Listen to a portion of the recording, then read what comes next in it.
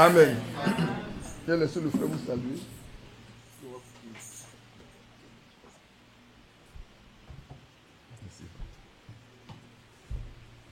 Que le nom Seigneur soit béni et qu'il vous bénisse tous.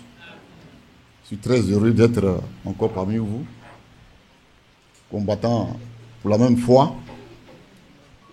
Que Dieu nous fortifie tous. Vous savez, la foi, la Bible nous dit, Noé a marché par la foi, et Enoch, tout cela, nous aussi marchons par la foi.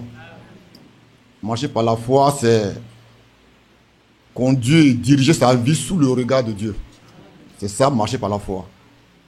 Conduire sa vie, diriger sa vie sous le regard de Dieu. Est-ce que c'est cela pour chacun de nous? La foi ne consiste pas en des miracles, des Jésus, ceci, cela, tout ça, non. La foi consiste à plaire à Dieu. C'est ça la foi. La foi consiste à plaire à Dieu. C'est vrai, certes, des miracles par la foi, des montagnes déplacées par la foi, c'est bien. Mais la foi consiste surtout à plaire à Dieu. À conduire sa vie, sa conduite sous le regard de Dieu. Marchons par la foi. Que Dieu nous bénisse tous. À la grâce de Dieu, nous portons bien. Nous sommes là grâce à vos prières.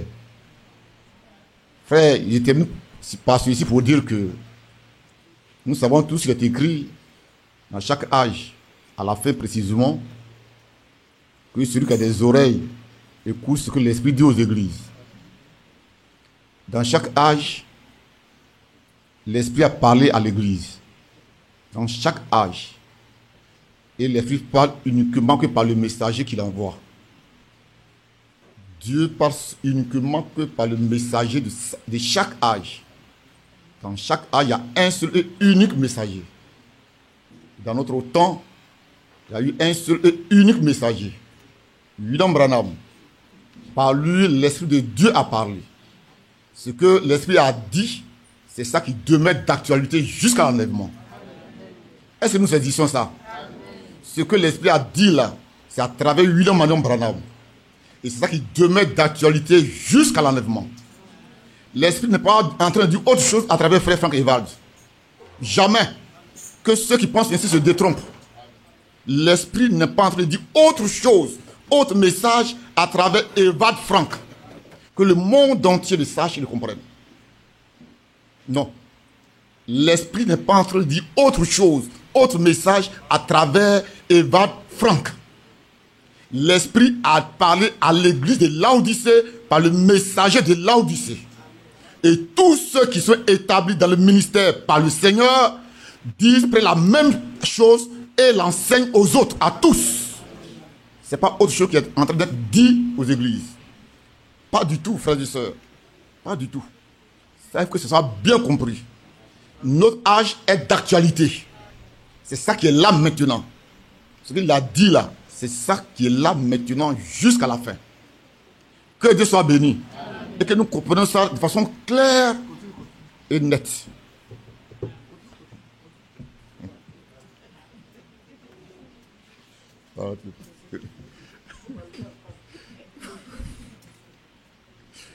Amen. Alléluia. Vous voyez? Donc, c'est ce que les frères ne comprennent pas. Mais nous devons comprendre cela. Alléluia. Ceci est suffisant pour nous. Et nous marchons avec cela. Je disais aux frères que depuis que moi j'écoute, je lis frère Frank, l'une des caractéristiques principales dans son ministère, c'est de nous conduire et nous maintenir dans la parole de Dieu qui a été révélée. C'est tout. Si quelqu'un n'a pas compris ça, il n'a même pas compris le ministère de frère Frank. Dans la parole révélée. Et la clé même du message, le mot clé même du message, c'est la révélation. C'est ça la parole révélée. C'est ça qui est lumière. Parce que la lumière du soir, la lumière, bibliquement, la lumière voudrait dire conduire Vous voyez, c'est ça la lumière. Guider, conduire dans l'adoration. La lumière de Dieu est apparue pour nous conduire dans l'adoration. La révélation qui conduit dans l'adoration. C'est ça la lumière. Donc frères, sœurs, tout nous était révélé, tout était éclairé, tout. Somme 130, 119, verset 130. La révélation de ta parole est claire. Donc nous sommes éclairés, entièrement éclairés en tout point. Par la grâce de Dieu. Donc ce que Dieu a révélé, c'est ça qui demeure. C'est ça qui est la nourriture spirituelle. C'est ça qui nous nourrit. C'est ce que Frère Franck prend. Et partout. C'est ça qu'il nous enseigne. Il nous enseigne depuis toujours jusqu'à aujourd'hui.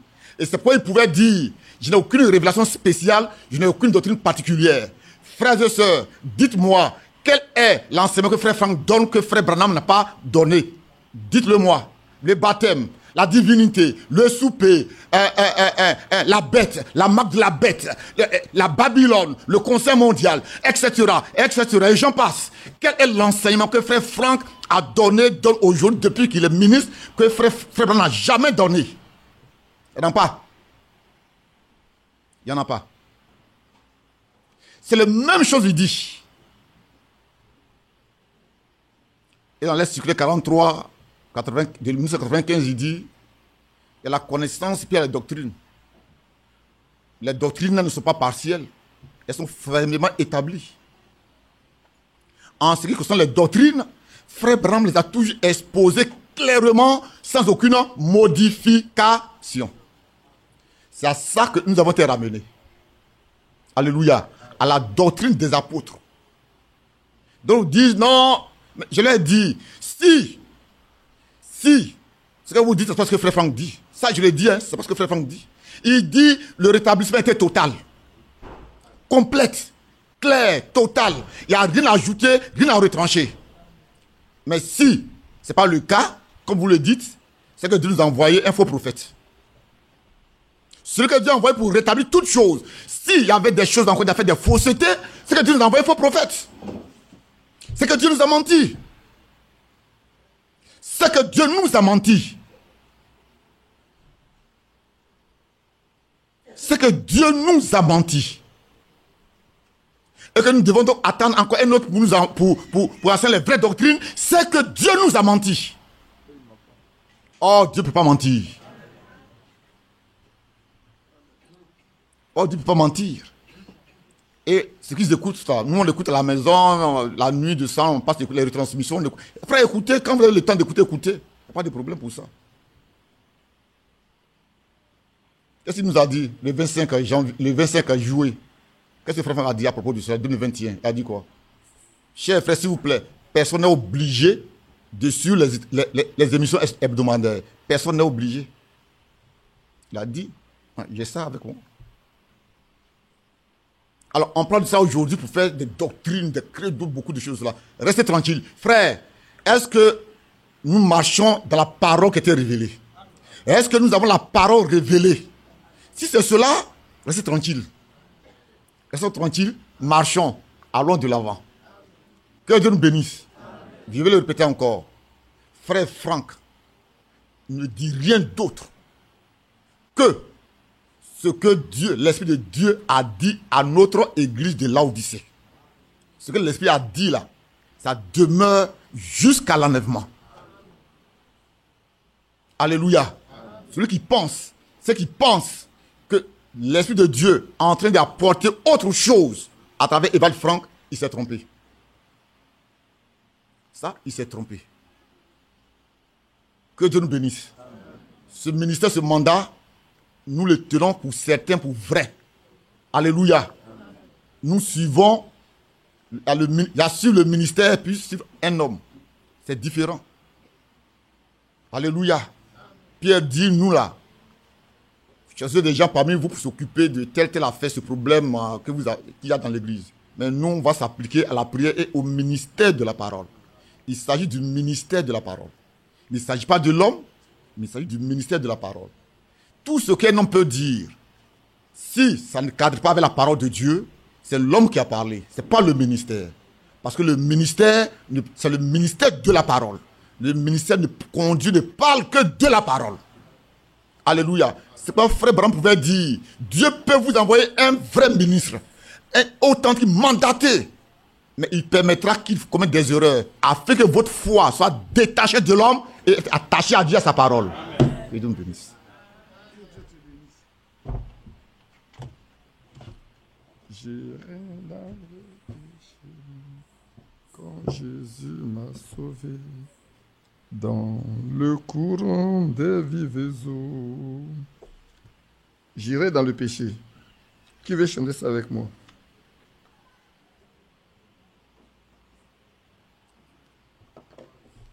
Comment?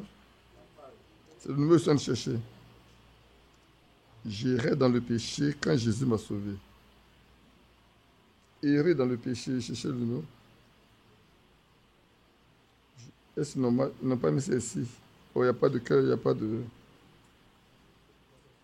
Comment? 362. 378. J'irai dans le péché quand Jésus m'a sauvé. J'irai dans le péché quand Jésus m'a sauvé. Dans le courant de vives eaux. L'âme toute maîtrise, je retrouvai la vie à la source des vives eaux. Toi, tu sais chanter ça, non? Vivant auprès des vives eaux, au loin du péché, loin de tout mot. Jésus est ma lumière, je vis sous sa bannière, toujours auprès des vives eaux. À mon côté, Jésus, que désire-je de plus? Je suis auprès des vives eaux. Christ est mon espérance, joyeuse en sa présence. Je suis au sein des vives eaux. Vous savez chanter ça? Vous ne savez pas chanter? Bon. Que Dieu vous bénisse. Je pense qu'il a déjà prêché une grande partie des choses que je voudrais partager avec vous. J'avais promis vous lire quelque chose, puis chaque fois je l'ai laissé. Mais je vais le lire ce matin, avant qu'on ne commence. Pour ceux qui prennent, c'est la lettre circulaire de frère Franck de décembre 2008. Notez ça. Lettre circulaire de décembre 2008, à la page 11.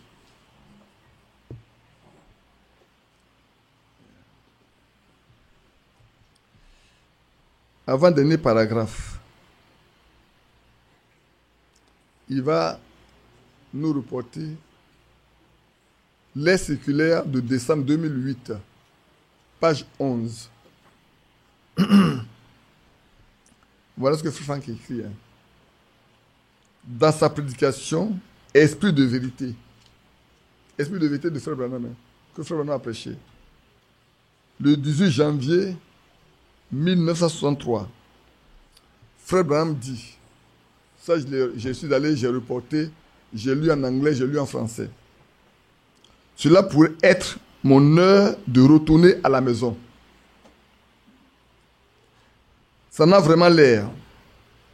Si c'est le cas, alors quelqu'un se lèvera après moi et continuera à apporter le message. Il n'y a pas autre chose, hein? À apporter le message. Il sera une personne étrange. Mais il se lèvera après moi et continuera de l'avant avec le message. Et vous, écoutez ceci. Tant que c'est scripturaire, restez attachés à cela. Amen. Tant que c'est scripturaire.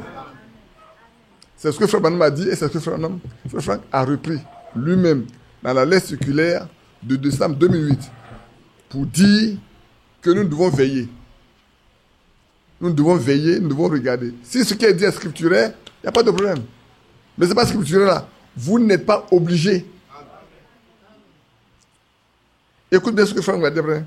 Que celui qui a des oreilles, qu'il entende le message qu'il apporte, est 100% en accord avec les Saintes Écritures. Amen. C'est pas moi qui ai dit, hein, c'est que Franck a écrit. Que celui qui a des oreilles, qu'il entende. Le message qu'il apporte est 100% en accord avec les Saintes Écritures. Amen. Donc, ce que Frère Branham a apporté est 100% en accord avec les Écritures. Et Frère Branham dit, celui qui va le remplacer là, celui qui vient prendre le mot, si ce qu'il dit est biblique, est scripturel, vous le savez, c'est pas biblique, vous laissez tomber. Mais sur le vrai, il fera. Que Dieu vous bénisse. On peut se lever pour prier ensemble. Et puis, Seigneur, notre Père et notre Dieu, ce matin, nous voici réunis en ton nom. Tes enfants sont arrivés de divers horizons, juste pour passer quelques instants en ta présence, dans le seul but d'écouter ta parole. Nous prions afin que tu nous purifies, tu nous sanctifies, tu nous laves, et que nos cœurs soient apprêtés à te écouter. Circoncis ces cœurs. Seigneur, circoncis nos cœurs et rends-nous veillants. Circoncis aussi les lèvres de celui qui va parler, afin qu'il ne dise que ce qui est biblique, ce qui est scripturaire. Nous venons de lire. Autant que c'est scripturaire, nous devons rester attachés à cela. Mais ça soit des Écritures, nous le jetons dehors. C'est pourquoi nous prions afin que tu nous envoies le Saint-Esprit pour nous parler depuis le ciel et que nos cœurs soient nourris et abreuvés. Bénis-nous, garde-nous, instruis-nous ce matin encore au nom de Jésus-Christ. Amen. Asseyez-vous. Dimanche passé, après-midi, nous avions parlé de ce sujet-là. Est-ce que nous pourrons être sans excuse? Le frère Anna a parlé un peu, l'a cité quelques éléments.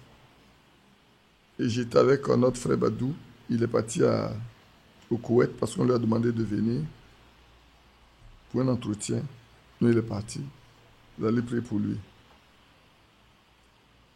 Et je disais que le temps dans lequel nous sommes là, comme l'avons lu dans Jean 15 la fois dernière, j'aimerais le relire encore avant de venir au sujet de ce matin. Pour moi, ça c'est important. Le verset 22, le Seigneur dit, « Si je n'étais pas venu et que je ne leur ai point parlé, ils n'auraient pas de péché. Mais maintenant, ils n'ont aucune excuse de leur péché. » Si nous restons à ce niveau déjà, nous pouvons dire également, à notre temps, que si Dieu n'avait pas envoyé un messager à la fin de ce temps, dans cet âge, et que ce qui doit être révélé n'avait pas été révélé, alors, vivons comme nous vivons, nous serons sans péché. Mais maintenant, il a parlé. Il a parlé de quoi? Le fait de tout à l'heure. Ceux qui ont lu M. Esler savent combien de mystères qui nous ont été apportés et révélés.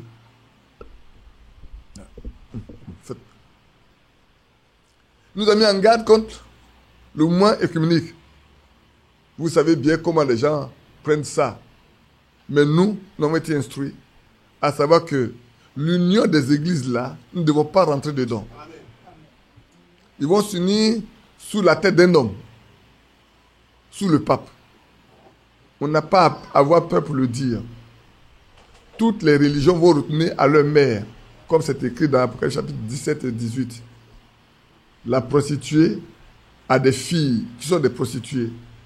Les deux vont se retrouver ensemble. Nous avons été prévenus. De sorte que on n'a rien à voir avec ça. Vous savez tous que quand vous entendez parler des gens de la marque de la bête, on vous dit qu'il y avait un gros ordinateur à Bruxelles et là, nous tous on arrête de contrôler. C'est ça la marque de la bête. C'est de ça qu'il parlait, non? Ou bien je me trompe? Mais nous, Dieu nous a instruit que la marque de la bête n'a rien à voir avec une chose matérielle. C'est un truc spirituel. On a été instruits. De sorte qu'on fait la différence entre ce que Dieu marque et ce que le diable marque. Puisque les gens se réfèrent après chapitre 13 pour dire ils vont marquer leur front, ils vont marquer leurs mains. Pour eux, on va mettre une puce quelque part ici pour nous contrôler. Mais je vais vous dire une chose. Dans peu de temps, pour ceux qui voyagent et qui payent avec leur carte bancaire ou avec leur téléphone, ils ne le feront plus. Comment on le fait avec ça? Elle le met. Avec ta pompe, tu mets ça sur la machine, tu es débité sur ton compte. Tu sais travailler dessus. Ou bien avec tes yeux, tu regarderas, et puis c'est payé. On n'a plus besoin d'une carte magnétique, on n'a plus besoin de pouvoir avoir un chéquier. Non, on n'a plus besoin. Surtout qu'actuellement, ils sont en train de mettre en place un système où on n'a plus besoin de décaisser de l'argent espèce pour aller payer. Parce que quand tu payes en espèce, c'est anonyme. Tu n'es pas tracé. On ne sait pas. Mais quand tu payes avec ta carte bancaire, c'est tracé. Quand tu payes un chèque, c'est tracé. Maintenant, on va aller plus loin. Quand tu as mis ta main là, tu n'as pas dit que quelqu'un t'a volé. C'est ta propre paume. Or, ça là, il n'y en a pas deux. Hein. Pour moi, il n'y en a pas deux. Pour toi, il n'y en a pas deux. C'est toi seul. Tu as un virement à faire. Tu as fini devant, tu fais comme ça, c'est fini. Il va avoir son argent. Donc, sachez que le monde est en train de dire. Alors, les gens allaient dire, voilà ce qu'on vous a dit là. C'est pas ça la marque de la bête. Hein. La marque de la bête, elle est spirituelle. C'est une décision à prendre contre Dieu. Ou tu marches avec Dieu, ou tu refuses ce que Dieu dit. C'est une décision à prendre. On était instruit sur les actes de l'église, comme le frère en a parlé tout à l'heure. On connaît les messagers de chaque âge. Beaucoup ne savaient pas ça. Hein. C'est dans notre âge là que Dieu a révélé ceux qui étaient les messagers, depuis Paul jusqu'à Frère Branham. On connaît les messages de chaque âge aussi. On nous l'a dit, on le sait. Daniel 9, on sait. On sait que le Seigneur n'a pas de successeur. Même si aujourd'hui on dit, il y a Vicarius, Filii, Dei, remplaçant du Fils de Dieu sur la terre. Daniel 9 nous dit, il n'en a pas. Vous le savez, non? Donc on a été instruit. Le mariage, frère. S'il y a des gens qui ont été instruits sur le mariage, c'est bien nous. Si aujourd'hui on ne se marie pas comme la Bible l'enseigne, ce n'est pas la faute au Seigneur. Hein. Il nous a instruits. Il y en a qui ont divorcé, marié, marié. Même là, on sait bien qu'aujourd'hui, un certificat de Dieu ne peut pas se marier à une veuve. On le sait, c'est écrit dans la Bible avant, on ne fait pas attention.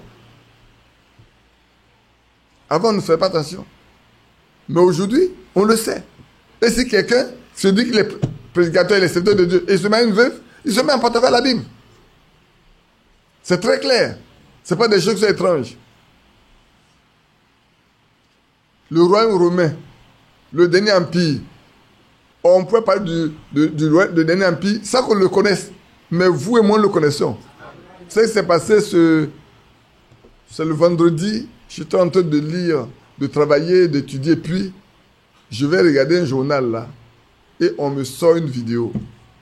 Je n'ai pas pu copier la vidéo. Hier, j'ai passé tout mon temps à rechercher cette vidéo dans ma machine, je n'ai pas pu. Alors, pourquoi est-ce que ça m'a intéressé de rechercher cette vidéo? Cette vidéo montre la place de l'Union européenne dans le monde. En réalité, on voit l'Amérique comme l'une des puissances élevées. Mais écoutez bien, l'Europe est en train de se positionner au fur et à mesure. Si vous prenez 5 critères, vous trouvez une fois l'Amérique. 4 fois l'Europe, l'Union européenne. Vous prenez 5 critères là, vous trouvez une seule fois l'Amérique. Le reste, c'est l'Union européenne. Et alors, quand on regarde, on se dit, mais ceux qui ne savent pas, ils ne savent pas. Mais nous le savons. Et nous veillons à observer l'évolution des événements. C'est vrai. On parle de l'OTAN. Mais vous savez, aujourd'hui, l'Amérique, l'Europe est en train de se chercher à s'armer. Hein. Ils ne veulent plus dépendre de l'extérieur. Ils sont en train de chercher à s'armer. Ils sont en train de réviser leur budget de l'armement, leur plan militaire. L'Europe unie est en train de chercher à s'armer. Il leur faut ça pour prendre le dessus. Mais nous, on sait, frère, sur cette base-là, frère, tel que Dieu a parlé, si nous marchons contrairement à ce qui nous a été appris, mais nous serons responsables de nous-mêmes. On ne peut pas dire, Seigneur, non, on n'a pas été instruit, on n'a pas été informé. Frère, vous savez même les événements là. le retour d'Israël dans sa patrie, beaucoup ne considèrent pas ça. Mais vous vous alliez cela avec l'appel à sortir, la préparation. Les deux marchent ensemble aujourd'hui. C'est faux. On a été instruits, non? De sorte que, aujourd'hui, si un frère joue avec sa foi, c'est lui qui a de jouer à sa foi. Mais ce qui me plaît et qui me réjouit, c'est que beaucoup ne jouent pas leur foi. Je sais, moi, je reçois des messages des frères qui me disent, frère, prie pour nous parce que nous voulons avoir le Saint-Esprit. Prie pour nous parce que nous souhaitons avoir le Saint-Esprit. Prie pour nous parce que nous ne voulons pas rester, nous voulons partir à l'enlèvement. Prie pour nous. Moi, je reçois beaucoup de messages là-dessus. Ça me permet de comprendre que, beaucoup de frères sont conscients que le temps est venu. Mais sachez, il y en a qui pensent que le Saint-Esprit, il ne viendra, comme je parlais avec votre frère, il ne viendra qu'au jour du réveil, du dernier réveil. C'est faux. Je vous ai toujours dit, frère, quand on réveille quelqu'un, c'est l'état dans lequel il est qu'on le réveille. Si vous avez affaire à un voleur, quand vous le réveillez, son caractère de voleur ne tourne pas. Si je me trompe, je suis devant vous, dites-le moi, je vais descendre. Quand vous avez quelqu'un qui aime courir les jupons, quand vous allez le réveiller, mais la nature de courir de jupons n'a pas disparu. C'est un coureur de jupons.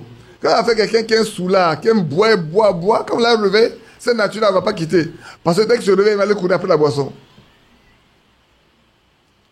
Si quelqu'un a l'habitude de briser les foyers, réveillez-le, regardez son comportement. Il va continuer de briser les foyers. Mais quand vous avez affaire à quelqu'un qui est un chrétien, il va se réveiller avec la nature de chrétien. Si quelqu'un a le Saint-Esprit en lui, quand il va se réveiller, l'Esprit ne sera pas à côté, lui va être à côté. C'est faux. L'Esprit de Dieu habitera en lui. C'est pour ça que dans Romains, il est écrit, si l'Esprit qui a ressuscité Christ d'entre les morts habite en vous, il rendra la vie à votre corps mortel. Et le Seigneur nous a donné un exemple. Le Seigneur nous a donné un exemple dans la Bible. Vous le connaissez, non? Vous le connaissez bien, c'est Élisée. Vous le connaissez bien, c'est Élisée. Élisée a été investi de la double portion d'esprit d'Élie. Au point même quand il est mort, ses œufs contenaient encore une puissance pour le faire mort. J'ai l'impression que ce matin, vous êtes très calme. Hein? Vous écoutez? Même quand on prie, vous écoutez, on prie. Au point où, frère, même quand Élisée est mort là, ses os avaient assez de puissance pour donner la vie à un corps mortel.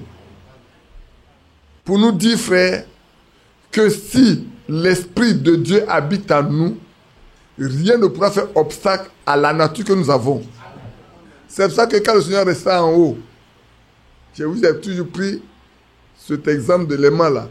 Quand il sera en haut, c'est ceux qui ont la même nature que lui. On va le lire ce matin. Hein. Ceux qui ont la même nature que lui, seulement ceux-là pourront sortir des tombeaux pour aller à sa rencontre. Tous les autres ne pourront pas. Quand tu n'as pas la nature de Dieu en toi, tu ne peux pas. Quel que soit ce que tu veux faire. C'est des efforts inutiles. C'est des efforts inutiles. Et comme le frère a dit, c'est vrai qu'aujourd'hui, il y a beaucoup de fausses doctrines qui circulent de façon sournoise. Mais beaucoup ne font pas attention. Je vous ai dit la fois dernière que quand on est parti aux obsèques de ce jeune homme-là, et qu'on nous dit que Frère Branham a eu la vision de la tente et qu'il n'a pas pu exécuter, cette vision n'a pas pu avoir lieu de son vivant. Certaines personnes ont bâti une doctrine disant que Frère Branham va ressusciter pour venir exécuter, pour réaliser cette vision qui n'a pas été accomplie, qu'elle était vivant. Alors il va ressusciter, alors il aura les réunions sous les tentes, et alors les guérisons vont s'opérer. Aujourd'hui, ce n'est pas ça. Aujourd'hui, on nous dit, comme Frère Branham n'a pas pu exécuter ça, la vision, la Frère Franck l'a eue. Et pour lui, la tente là, il n'y a pas de limite. Et ceux qui sont sous cette tente, ce sont ceux qui écoutent 3 fois par semaine. Et quand quelqu'un meurt, En même temps, il est au ciel. Il est dans la gloire. Alors je dis, je pose la question. Depuis quand l'écoute en direct 3 fois par semaine a commencé? Ça a commencé depuis quand? Ça fait combien d'années? Comment?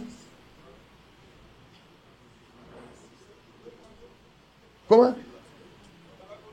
Ça ne fait même pas 3 ans. Non, le Covid a commencé en 2020. Ça ne fait même pas 3 ans.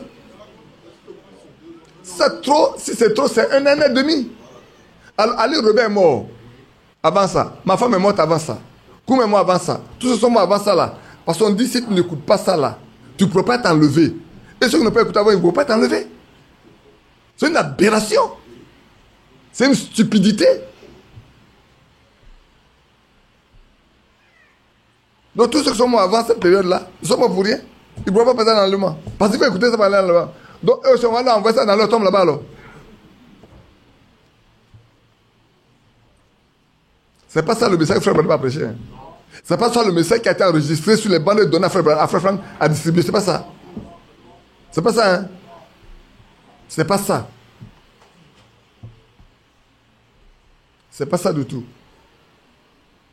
L'entretien que Frère Frank a eu à Frère Branham sur la nourriture à distribuer, il dit c'est les prédications enregistrées sur les bandes matières. Attends jusqu'à ce que tu reçois les dernières avant de commencer. C'est ça qu'il a dit, non?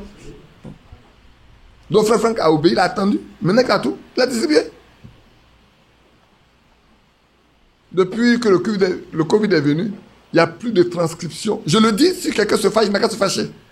Il n'y a plus de transcription, il n'y a plus de traduction d'un seul message de Frère Branham. Il y a eu encore? Mais c'est pas. Hein. Qu'on nous laisse tranquilles. Que les gens nous laissent tranquilles. Nous, on veut marcher avec Dieu. Le Dieu du ciel, en ces fins des temps, n'a pas oublié ceux qui lui appartiennent. Vous allez voir de quoi on va parler ce matin. Je ne sais pas si on va finir ce matin, on va finir la journée, je ne sais pas. J'avais voulu terminer avec l'eau, toujours prudente du rocher, mais je ne sais pas, chaque fois, les derniers éléments qui restent là, je n'arrive pas à rentrer dedans. Mais ce n'est pas beaucoup de choses. Hein. Pourtant, on en parlera. On a la veille samedi prochain, non? Hein? Ce samedi-là. C'est ça? C'est l'autre de celui-là? Non. C'est celui qui arrive là, non? On l'aura. On est à la veille. Si Chantal, tu voulais aller à la veille, tu veux aller? On va trouver un moyen pour t'aider à aller à la veille. Que Dieu nous bénisse. Et levez-vous, on va lire un passage pour commencer. Il est déjà bientôt 11h, il est 10h44 minutes. Comme on doit pouvoir s'arrêter à midi et reprendre à 15h, on va prendre Éphésiens chapitre 1.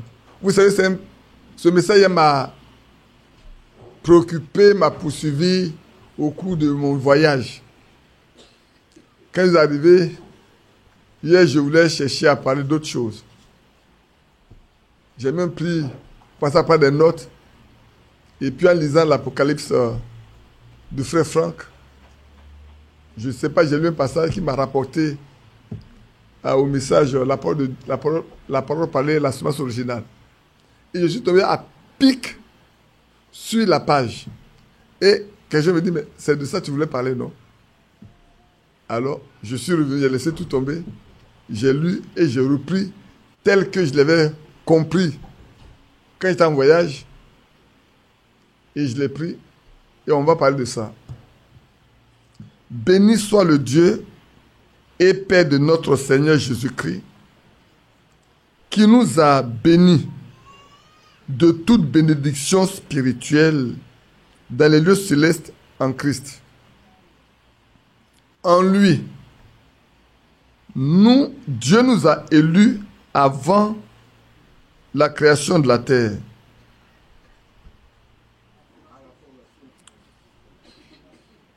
J'ai fait exprès. Et j'ai ouvert mes yeux pour regarder chacun de vous. Il nous a élus le jour où on a pris notre baptême. Quand Christ est mort à la croix. Il nous a élus avant la fondation du monde. Avant que le monde même ne soit fondé. Tu as été élu. J'aimerais que vous fassiez attention. Hein. Restez debout. Je ne prêche pas encore. Avant que Dieu ne fonde le monde, dans sa pensée, dans sa préscience, toi, tu es élu. Pourquoi tu es élu? Pour que nous soyons saints et irréprochables devant lui. Amen. Tout à l'heure, le Seigneur de Frère vous a posé la question. Est-ce que Dieu peut mentir? Il ne ment pas. Est-ce qu'il peut se tromper? Il ne se trompe pas. Il t'a élu. Pourquoi? Premièrement, pour que tu sois saint et qu'on ne puisse rien te reprocher, que lui-même ne soit pas amené de te reprocher quoi que ce soit. C'est lui qui t'a élu pour que tu ne sois pas irréprochable, tu sois irréprochable et saint devant lui. Ensuite, il nous a prédestinés dans son amour à être ses esclaves. Être des prisonniers. Non, être ses enfants. D'adoption par Jésus-Christ, selon le bon plaisir de sa volonté. Pour faire quoi? Pour célébrer la gloire de sa grâce. Dont il nous a favorisés dans le bien-aimé. Amen. Seigneur, ajoute tes bénédictions à la lecture de cette parole. Amen. Asseyez-vous. Je voulais parler de l'élection avant la fondation du monde. L'élection avant la fondation du monde. La situation de ceux qui sont élus avant la fondation du monde. Quelle est leur part? Ceux qui sont élus avant la fondation, quelle est leur part? Qu'est-ce que Dieu leur réserve? Ici, nous voyons bien, frère, que Dieu qui connaissait son plan, qui savait ce qu'il voulait, la Bible dit que ce Dieu-là nous a bénis déjà dans le céleste de toutes sortes de bénédictions. Il nous a bénis, frère. Un fils de Dieu est béni. D'abord, la plus grande chose, c'est que tu es son fils. Et comme vous pouvez le lire, on le lirait également, nous sommes co-héritiers de Christ et nous sommes héritiers de Dieu. Tout ce que Dieu a nous appartient. Comme un fils adopté par son père, prouvé par son père, non déshérité, ça je regarde au juriste, aussi longtemps que le père ne l'a pas déshérité officiellement par un test, tout ce que son père a lui appartient en partage. Je dis bien en partage. Quand son père est vivant, son père gère. Son père peut lui confier aussi une partie à gérer. Parce qu'il est son fils. De même que quand votre papa a de grandes plantations, il peut vous dire, bon, toi, positionne-toi ici, ces plantations, il faut t'en occuper. Et puis t'en occupes. Et comme tu es un bon gestionnaire, tu viens le voir, tu viens regarder avec lui, et tu lui fais le point. Il dit, bon, ça, tu gardes ça pour toi. Mets ça dans ce compte-là, pour que s'il y a des problèmes, on puisse régler le problème avec ça. Ainsi, Dieu bénit ceux qui lui appartiennent. Je dis bien, Dieu là, il bénit ceux qui lui appartiennent. On en parlera tout à l'heure. Hein? Tout à l'heure, on en parlera. Quand on va rentrer dans... On prendra quelques exemples d'hommes qui sont élus avant. Vous allez voir comment Dieu les a bénis. Dieu bénit toujours ceux qui lui appartiennent. Parce que la Bible dit, il nous a bénis de toute bénédiction spirituelle. Dieu se laisse en Christ. Ce n'est pas ailleurs et ça, Jésus qui sont bénis, frère. Si quelqu'un sort de Christ, il n'y a pas de bénédiction pour lui. Alors, la chose qui est importante, c'est que nous restions dedans. Amen. C'est en Christ. Dimanche passé, on a répondu à la question, non? Être en Christ. On ne peut pas être en Christ sans le Saint-Esprit. On ne peut pas être dans le Seigneur sans le Saint-Esprit. Parce qu'il est écrit, que ceux qui ont l'esprit de Christ lui appartiennent. Ils ne sont pas étrangers. Et nous devons faire attention et comprendre, frère. Nous ne les sommes pas troublés d'aucune façon. Je ne sais pas si je peux vous rendre la chose telle que moi je l'ai comprise, telle que ça m'a préoccupé, mais je compte sur le Seigneur pour que ça vous soit donné comme c'est le cas. Ici, nous voyons que avant la fondation du monde, Dieu nous a élus. Frère, je ne sais pas si on peut comprendre. Le Dieu du ciel, qui a créé toutes choses, avant de créer tout ce qui existe, avant de créer tout ce qui existe, toi, Dieu t'a pris, il t'a choisi.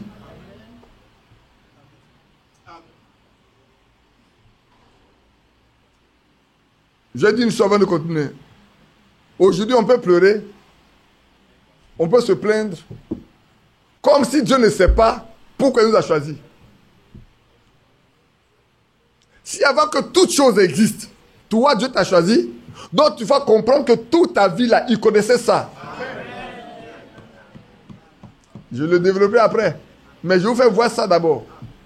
Avant que quoi que ce soit ne t'arrive, Dieu, avant que le monde soit fondé, il sait que ça va t'arriver. C'est pour ça que j'aime bien le psaume 139. Allons le lire.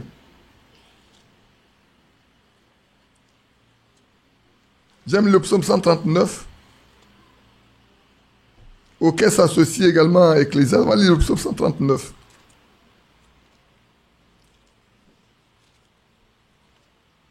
Le psaume 139 dit ceci.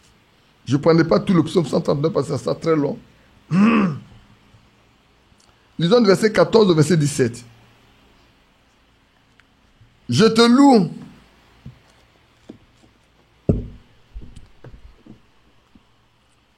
de ce que je suis une créature merveilleuse. Alléluia. Moi, je te loue parce que tu m'as créé vraiment de façon différente.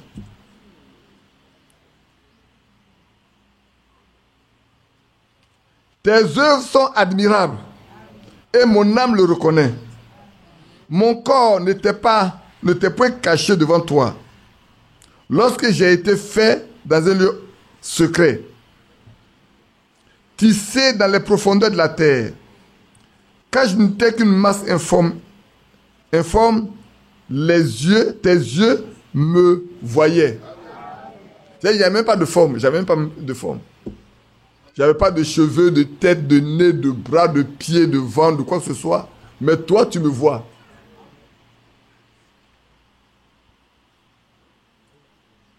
C'est pas vrai? Et sur ton livre était écrit, étaient tous inscrits les jours qui m'étaient destinés. Moi, ça me réjouit, mes frères. Vous ne pouvez pas savoir, moi, ça me réjouit. Ça me réjouit parce que, frère,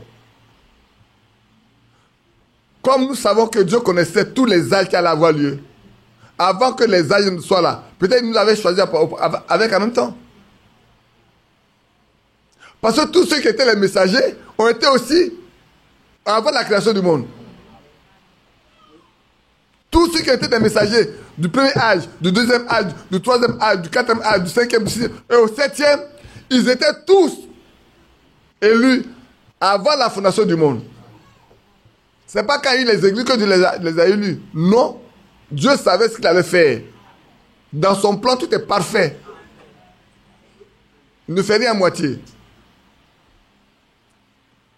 Et ainsi, tous les jours que chacun de nous, chacun des hommes doit vivre sur la terre, tout cela, Dieu l'a écrit dans son livre. Son livre-là, tous ceux qu'il a élus ont leur nom écrit et la vie de chacun est déjà écrite dedans. De sorte que ce n'est pas quelque chose qu'on vient fabriquer après. C'est pour ça qu'un jour, quand j'étais encore à la banque, je parlais avec un collègue, il dit, il faut prendre ton dessin à main. Je lui ai dit, bon, tu peux prendre ton dessin à main? Il dit oui. Il dit, moi je crois qu'on ne peut pas prendre son dessin à main. Il dit, mais si tu ne peux pas prendre ton dessin à main, tu vas tomber. Prends ton dessin à main. Et dis-moi comment tu peux prendre ton dessin à main. Et supposons qu'on a des examens à faire, tu as la vie et puis tu vas à l'école et tout. Et puis bon, comment tu vas prendre ton dessin à main? Moi, il faut me dire comment tu prends ton dessin à main. Non, il faut étudier, il faut faire tout ceci, il faut bousculer, il faut se battre pour que vraiment les choses marchent. Il dit d'accord. Et est-ce que tu as vu des gens aller à l'école? Il dit oui. Tu n'as jamais vu quelqu'un qui est brillant à l'école, qui est majeur même, mais au jour de l'examen là, à la veille, il tombe malade. Et puis il ne peut pas aller. Et il ne va pas passer l'examen. Ça n'arrive pas? Il dit si. Tu n'as jamais vu des gens également qui, à 3 mois de l'examen, tombent malades. Ils ne peuvent même pas étudier. Les autres étudient jusqu'à... Ils ne dorment même pas la nuit. Ils étudient. L'autre, il est malade. À 2 semaines, 3 semaines d'examen, il se relève. Il dit, comment je vais faire? Il lit 2 ou 3 choses. Et puis il va. Lui, il admet, les autres échouent. Qui fait ça? Qui a fait ça? Il faut me dire. Dis-moi. L'autre, il veut pas son examen, son examen. Il a étudié pendant tout le temps. Mais l'autre, il est tombé malade. On l'a soigné. C'est pas on dit, comment on va faire? Ils font tout, il est malade. Et puis à 3 semaines de l'examen, il se relève. Dans sa maladie-là, il fait un effort, il étudie un peu. Et puis on dit que tu as été malade aussi. Mais c'est pas, si tu n'as pas passé l'examen cette année, tu vas passer l'année prochaine. Il dit, je vais faire un effort, je vais voir ce qu'il peut faire. Peut-être il a pu étudier 3 chapitres. Peut-être, je dis n'importe quoi, hein. Il y a peut-être 19 chapitres. Il a pu voir que 6 chapitres. Il prend cette matière-là, il lit un peu, il s'arrête. Tout fatigué. Il prend ça aussi. On dit, bon, demain là, c'est telle matière qu'on va faire. Il prend son cahier, il essaie de voir 2 ou 3 chapitres, mais il est fatigué. Et puis il arrive à l'examen. Ce qu'il a vu là, c'est ce qu'on donne. Le lendemain, il va. Ce qu'il a vu là, c'est ça qu'on donne. Pour finir, lui, il a admis. L'autre échoue. Dis-moi, toi, dis-moi qui a fait ça. Il me regarde, tu vois. Si Dieu n'est pas derrière, ça ne peut pas avoir lieu. C'est Dieu qui permet à l'homme de réussir. Nos vies sont déjà écrites là, dans son livre. Mais encore mieux, je parle de ceux qui sont élus. Ceux qui lui appartiennent. Ceux qu'il aime. On peut continuer? Il dit, tout était écrit dans ton livre. Et on va jusqu'au verset, comme au verset 17, j'ai dit non. Et puis, où est-ce que je suis? Au verset 16. Mon corps n'était pas caché devant toi lorsque j'ai été fait dans un lieu secret, tissé dans les profondeurs de la terre. Au verset 16. Quand je n'étais qu'une masse informe, tes yeux me voyaient. Et sur ton livre étaient tous inscrits les jours qui m'étaient destinés, avant qu'aucun d'eux n'existe. Avant qu'un seul de ces jours existe, tout ce que je vais vivre, frère, sachez une chose, dans cette journée-là, le nombre de mouches qui mouraient, Dieu connaît leur nom. Le nombre de fois que nous battons nos paupières, Dieu le sait. Vous voyez, dimanche passé, on a dit, Fico était là. Je lui avais dit, Fico, chez moi ici il pleut. Il dit, chez lui là-bas il pleut des trombes. Il est venu, ça me dit qu'il venait. Et vers la fin du culte, il s'est mis à pleuvoir.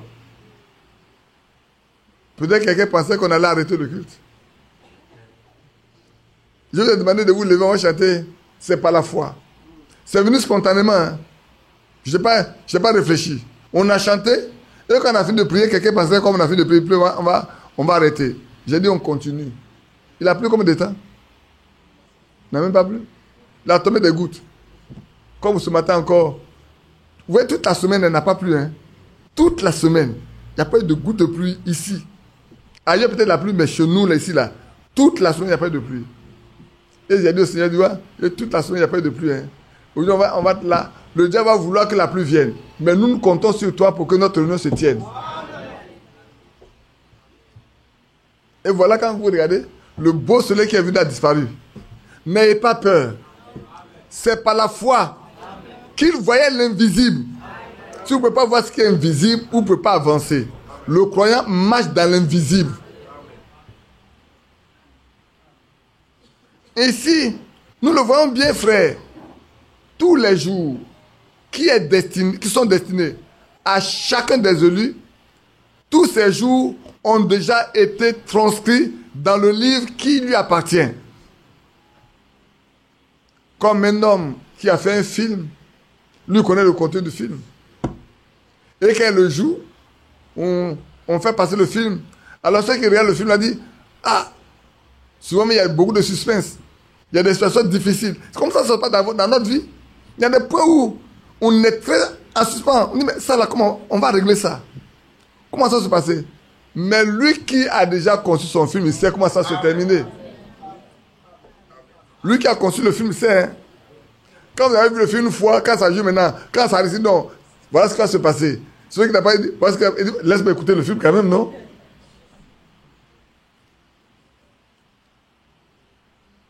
Et là, lisons dans Ecclésiaste chapitre 11 aussi, pour que vous voyez quelque chose d'autre. Allons dans Ecclésiaste chapitre 11.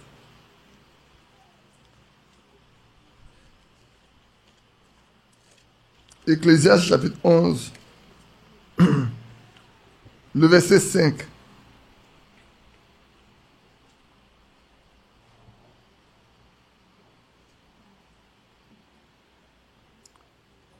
Ecclésiaste dit, comme tu ne connais pas quel est le chemin du vent, ni comment se forment dans les eaux, dans le ventre, comment se forment les eaux dans le ventre de la femme enceinte, tu ne connais pas non plus l'œuvre de Dieu qui fait tout.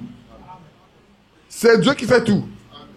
Le Dieu qui fait tout là, tu ne connais pas son œuvre. Dieu ne révèle pas toujours tout. Hein.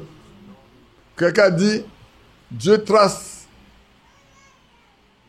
une ligne droite avec des lignes, avec des courbes. Dieu trace un chemin tout droit, mais avec les lignes brisées. Ton chemin là, c'est droit devant lui. Hein. Mais tu vas voir que les lignes par lesquelles tu vas passer là, c'est brisé. Tu penses que tu partais comme ça, après c'est comme ça, comme ça, comme ça. Mais il sait où tu vas finir, lui sait où tu vas aboutir. C'est pour ça que l'Ecclésiaste dit, tu ne connais pas non plus l'œuvre de Dieu qui fait tout. Lui, Dieu là qui fait tout là, tu ne connais pas son œuvre. Aucun de nous ici ne peut dire comment la journée va se terminer. Aucun de nous ne peut dire comment ce mois va se finir. Et aucun de nous ne pourra dire combien l'année va se terminer. À moins que Dieu le lui révèle auparavant. Si Dieu ne l'a pas révélé, frère, vous ne pouvez pas le faire. Mais ce que vous devez savoir, et ce sur lequel je veux que nous fassions attention, est-ce que nous sommes élus? C'est le point culminant, frère. Le point principal, c'est que ceux qui ont été élus avant la fondation du monde, ils sont dans la main de celui qui les a créés. Alors je reviens dans mon texte initial d'Éphésiens.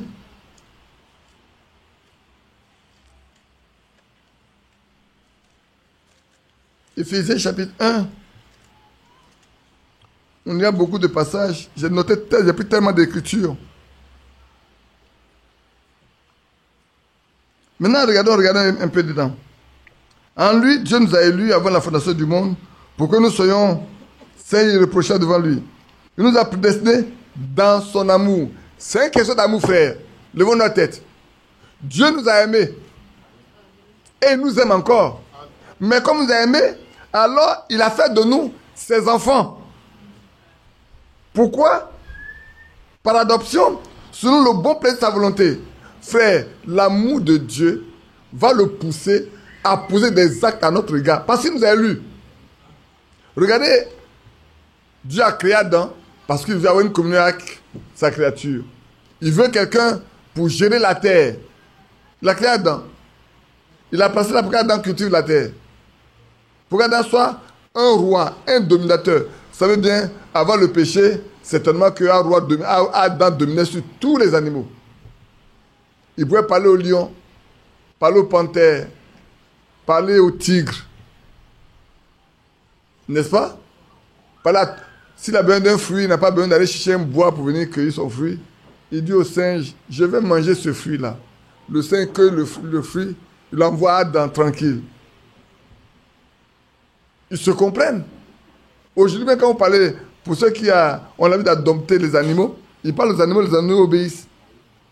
Et c'est vrai. Nous, on élève les chiens. Quand tu parles au chien, il te comprend. Il reconnaît son maître. C'est vrai, le Seigneur dit, lui, il est le bon berger. Ses brebis connaissent sa voix. Et il ne peut pas suivre l'étranger. Et c'est vrai. Quand tu élèves un animal depuis sa jeunesse, depuis son enfance, au fur et à mesure qu'il grandit, ta voix est imprimée en lui. De sorte que, en 10 voix, il reconnaît la voix de son maître. C'est vrai. Et ici, il nous a créés, il nous a prédestinés dans son amour, frère. Je ne sais pas si on comprend bien le sens. Dieu nous a prédestinés dans son amour. Il nous a aimés et il nous a prédestinés. Pourquoi? Si Dieu dans son amour nous a prédestinés, il doit avoir un but. Il doit avoir quelque chose pour lequel il le fait. Aujourd'hui, nous regardons le monde est pourri. Mais nous venons dans ce monde-là. Frère, vous pensez que le Dieu qui nous a aimés, qui nous a mis dans ce monde-là, il va nous abandonner? Il ne le fera pas du tout. Parce qu'il nous aime. Et quand le péché est venu, Dieu n'est pas...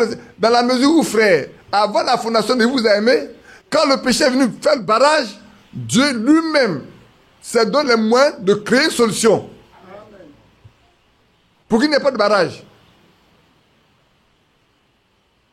Je sais que vous comprenez ce que je veux dire.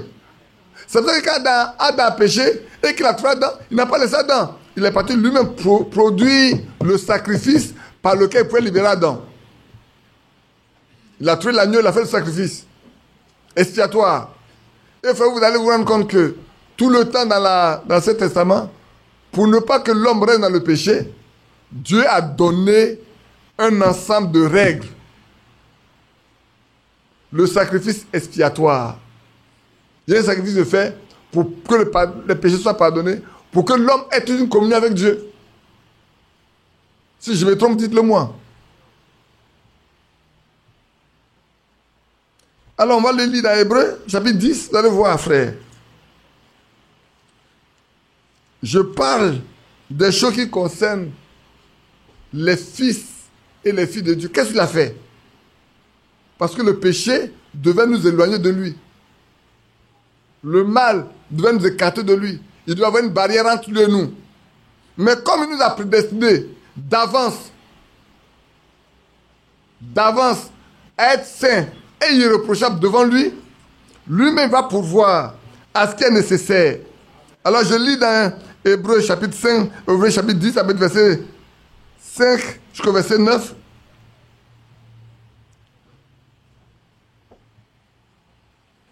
Verset 1 même. En effet, la loi qui possède une ombre des biens à venir et non l'exacte représentation des choses ne peut jamais, par les mêmes sacrifices qu'on offre perpétuellement, chaque année, amener les assistants à la perfection. Oh là là. Donc vous voyez, Dieu avait pourvu à un sacrifice, il avait pourvu à un moyen, mais ce moyen ne peut pas nous amener à la perfection devant lui. Autrement, n'aurait-on pas cessé de les offrir, puisque ceux qui rendent ce culte, étant une fois purifiés, n'auraient plus aucune conscience de leur péché. C'était parfait, ils n'ont plus conscience de leur péché. Leur péché serait pardonné pour toujours. Mais le souvenir des péchés est renouvelé chaque année par ces sacrifices. Car il est impossible que le sang des taureaux et des boucs ôte le péché. Ce que Dieu veut, c'est que le péché n'existe plus. Ôter, ce n'est pas effacer. Hein. Quand on efface quelque chose, il y a des traces. Prenez un chiffon, effacez un tableau, vous allez trouver la place. Mais si on enlève le tableau à sa place, il n'est plus là. N'est-ce pas? Voilà le pilier là. Hein. Si demain on vient qu'on note le péché, le poteau, on l'enlève correctement, on l'enlève quelque part, il n'a plus de place. Or, ce que Dieu veut, c'est que le péché soit ôté. Mais quel moyen? Pour le moment, le moyen qu'il a donné, c'est que c'est pour effacer le péché. Et chaque année. Mais à cause de nous, c'est pourquoi Christ entrant dans le monde dit, tu n'as voulu ni sacrifice, ni offrande. Mettre ma famille un corps. Tu n'as agréé ni holocauste, ni sacrifice pour le péché. Alors j'ai dit, je viens, me voici. Dans le rouleau du livre, il est question de moi. Pour faire, ô Dieu, ta volonté. Après avoir dit d'abord, tu n'as voulu ni sacrifice, tu n'as agréé ni sacrifice d'offrande, ni holocauste, ni sacrifice pour le péché. Ce qu'on offre selon la loi, il dit ensuite, voici, je viens pour faire ta volonté. Et c'est pour ça que Jean-Baptiste pourrait dire, voici l'agneau de Dieu qui ôte le péché. Du coup, frère, le péché que tu as commis, quand le Seigneur offre le péché, cela ne transparaît plus jamais devant sa face. Et l'ennemi ne peut même pas trouver moyen pour t'accuser nulle part. Tout ça n'existe pas. Il n'y a pas de traces. Au verset 14, il dit ceci. Ce n'est pas une seule offrande qu'il a amené à la perfection pour toujours ceux qui sont sanctifiés. Frère, regardez bien. Quand on a lu dans Éphésiens, je reviens, gardez toujours la main sur ce passage-là, pour regarder bien. Pour que nous soyons saints et irréprochables devant lui. Dieu veut des hommes et des femmes qui ont une nature sainte et qui sont irréprochables. Pas devant les hommes. Frère, les hommes pourront toujours vous accuser de ceci, vous accuser de cela. C'est vrai. Mais ayons le témoignage. Nous avons et le témoignage des hommes et le témoignage de Dieu. Celui de Dieu est plus grand. Ici, ce que nous devons voir, c'est que le Seigneur veut que nous soyons vraiment saints et irréprochables. Si devant lui le sommes, frère, qui pourrait nous accuser? Allons doucement. Et ici donc, car par une seule offrande, il a amené à la perfection pour toujours ceux qui sont sanctifiés. C'est ce que le Saint-Esprit nous atteste aussi, car après avoir dit, voici l'alliance que je ferai avec eux. Après ces jours-là, dit le Seigneur, je mettrai mes lois dans leur cœur, je les inscrirai dans leur esprit. Il ajoute, et je ne me souviendrai plus de leurs péchés, ni de leurs iniquités. Alléluia. Après, il dit, moi, je ne veux plus me souvenir de quoi que ce soit, de mal qui les concerne. Pourquoi? Parce qu'il veut que nous soyons saints et irréprochables devant lui. Aussi longtemps il peut se souvenir de quoi que ce soit, nous ne sommes pas irréprochables, nous ne sommes pas saints. Aussi longtemps que le Seigneur peut se souvenir de quoi que ce soit devant lui, te concernant, tu es irréprochable. Tu n'es pas parfait. Mais vous allez vous rendre compte, frère, que pour cela, Dieu a décidé de faire une chose. Tout à l'heure, je vous disais, beaucoup soupirent après le Saint-Esprit. Je vous lis une chose que Frère Manon m'a dit, qui m'a ramené là. C'est tellement important de savoir que nous sommes arrivés à un stade. C'est l'amour de Dieu manifesté qu'il a amené lui-même à envoyer son Fils pour accomplir sa volonté. Sa volonté, c'est qu'il veut que ceux qui ont été avant la fondation du monde prédestinés, élus, choisis dans son amour, lui, il a décidé de les porter lui-même. Parce qu'il ne doit pas avoir quoi que ce soit qui puisse entacher leur témoignage. Il ne doit rien avoir, frère. Et c'est vrai, dans son amour, il envoie son Fils lui-même pour prendre notre place, pour payer le prix et pour ôter chaque mal que nous avons commis auparavant. Chaque péché que nous avons commis. Même aujourd'hui, frère, un vrai croyant, quand il pêche et qu'il tombe sur sa face, le Seigneur lui pardonne. Il ne se souvient plus de ça.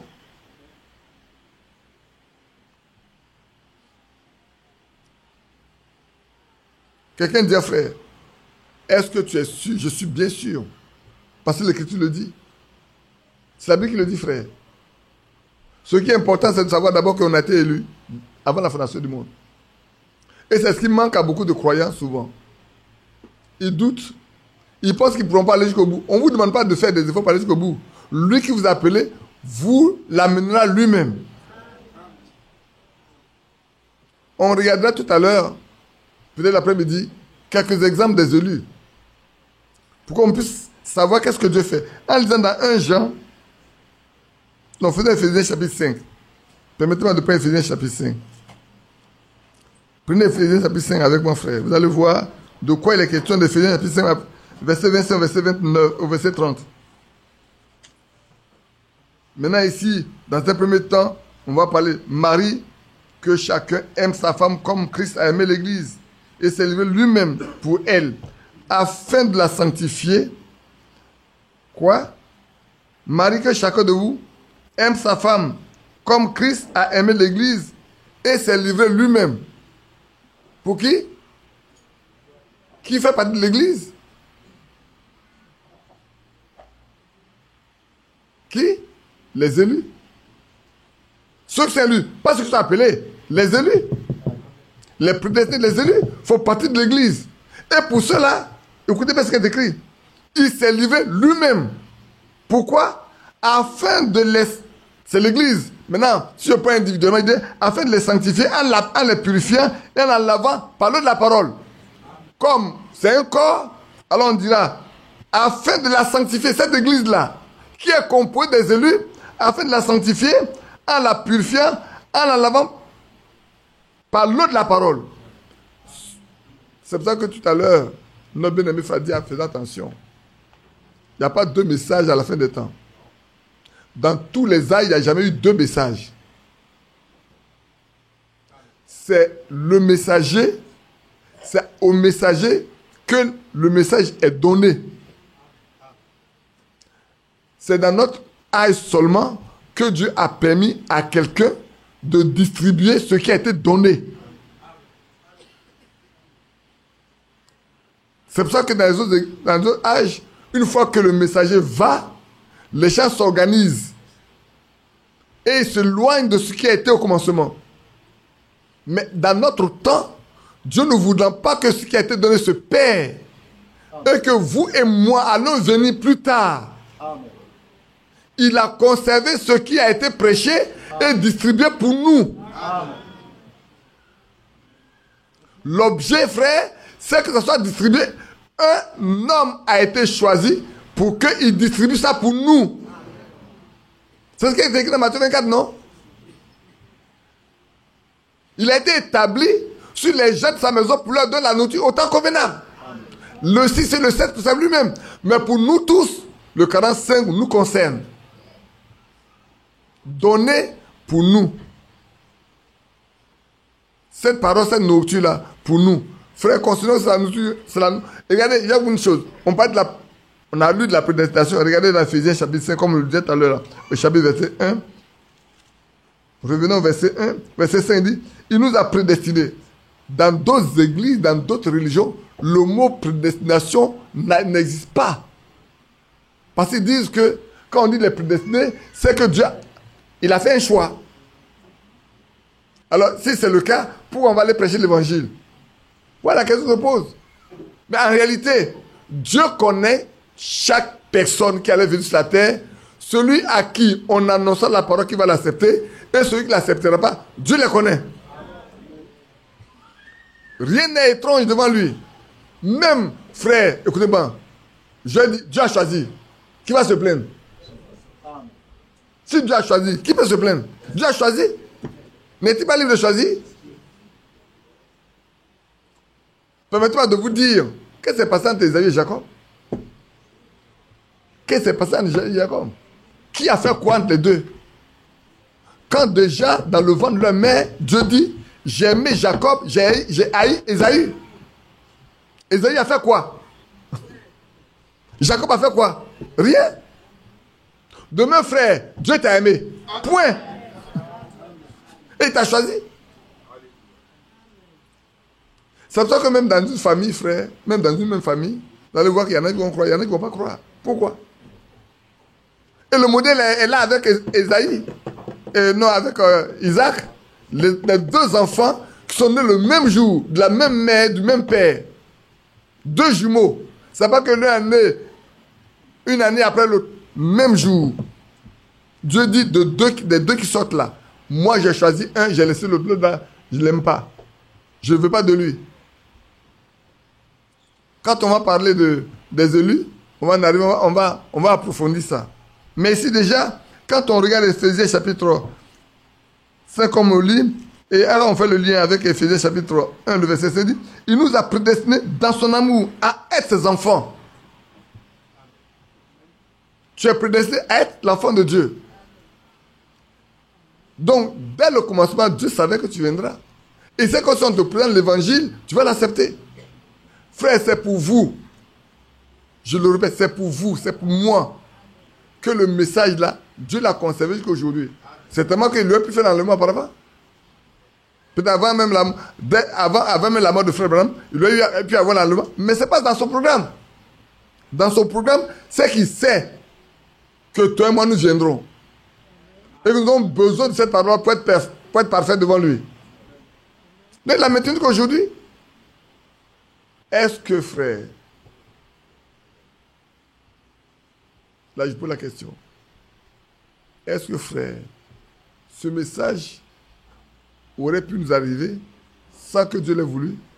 Non. Ça pouvait ne même pas arriver en Afrique. Ça pouvait même pas nous parvenir nous autres. Nous sommes ici là, frère. On a fait quoi pour connaître le message? Est-ce que quelqu'un a fait quelque chose pour connaître le message? Moi, quand je donne mon exemple personnel, vous allez vous rendre compte.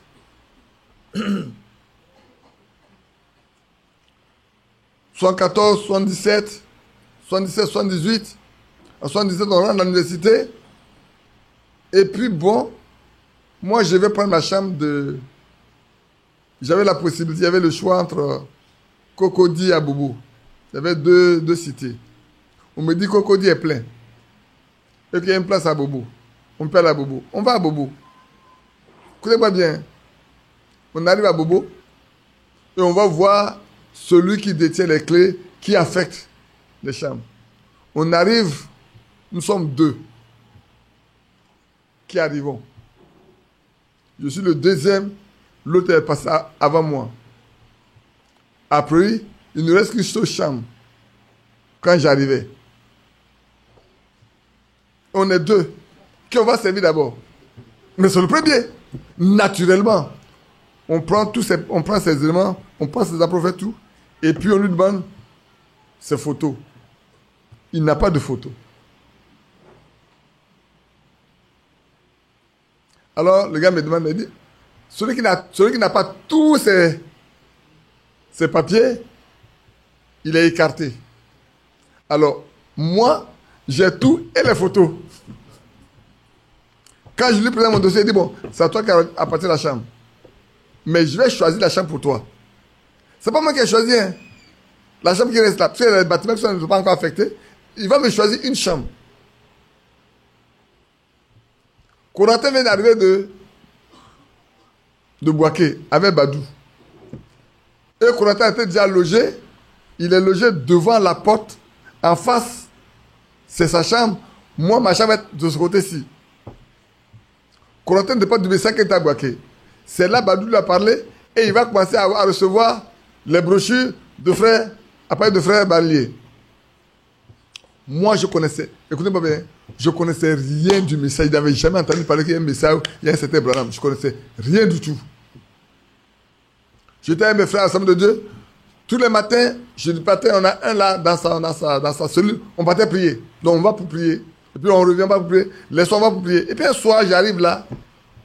Je rencontre quelqu'un avec une Bible. C'est Kofi Corentin. Je dis, mais tu es un frère. On peut prier ensemble. Au lieu que moi, je me déplace pour aller jusqu'en bas là. Vous savez, les nouveaux chrétiens qui sont pas... On est tellement naïfs dans tout. Mais la naïveté, souvent, c'est pas mauvais. Hein. Mais il faut laisser Dieu conduire les choses. Vous pensez que Corentin va accepter, je prie avec lui? Il ne me connaît pas. Il ne sait pas de quel bois je suis. Et tout. Je l'embête, alors il me donne une brochure. Juste une brochure. Seulement une brochure. Et je commence à lire la brochure. Et mes amis et frères ensemble de Dieu, quand ils ont vu la brochure avec moi, pour eux, je suis devenu branhamiste. Ce que je ne connaissais pas. Et ça s'est même poussé à savoir ce que c'est branhamiste. Alors je mets des jours de côté pour jeûner, prier. Frère, vous voyez comment Dieu fait la chose? On arrive, l'autre n'a pas toutes ses pièces. Moi j'ai mes pièces, on me donne la chambre. Et ma chambre fait face à la chambre de Corentin. Je pourrais être quelque part où il est contact à personne. Mais là, je vais être en contact avec quelqu'un qui a les brochures. Lui encore n'a pas encore pour son baptême, lui aussi non plus. Donc je commence à jeûner, prier pour savoir de quoi il est question. Au moins, on sait jeûner, prier. Je commence à jeûner plus pour savoir de quoi la question. Et j'ai dit au Seigneur, à un moment j'étais franchement effarouché. J'ai dit, Seigneur, en 74, voilà ce que tu m'as dit. Si demain, tu ne réponds pas à ma prière, il n'y aura plus de Dieu dans ma vie. Frère, je vais vous dire une chose. Celui à qui Dieu a déjà donné son esprit, il ne l'abandonne pas. Je dis bien, celui à qui Dieu a déjà donné son esprit, il ne l'abandonne pas.